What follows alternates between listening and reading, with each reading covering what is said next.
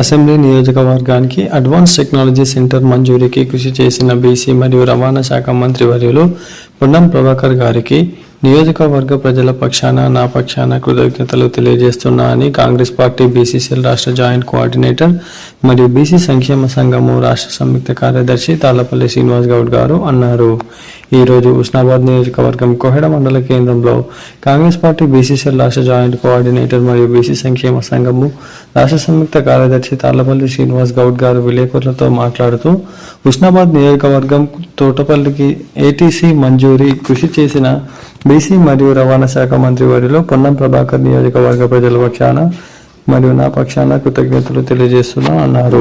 కార్మిక ఉపాధి శిక్షణ మరియు ఫ్యాక్టరీ శాఖ టాటా టెక్నాలజీస్ లిమిటెడ్ భాగస్వామ్యంలో వివిధ అసెంబ్లీ నియోజకవర్గాల్లో 46 అడ్వాన్స్ టెక్నాలజీస్ సెంటర్లు ఏటీసీస్ స్థాపనకు పరిపాలనా అనుమతి ఉత్తర్వులు జారీ. మొత్తం 65 ఏటీసీస్కి ఇప్పటికే పరిపాలనా అనుమతి.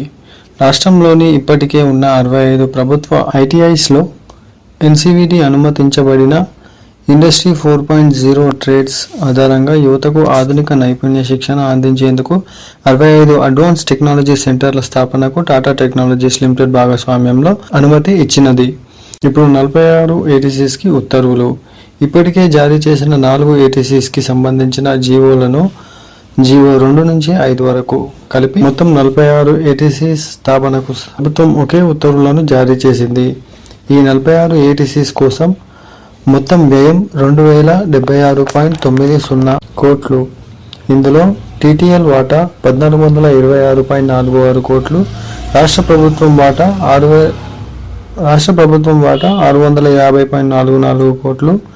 ఒక్కో ఏటీసీకు సగటున 45.15 కోట్లు ఖర్చు అవుతుందని అన్నారు.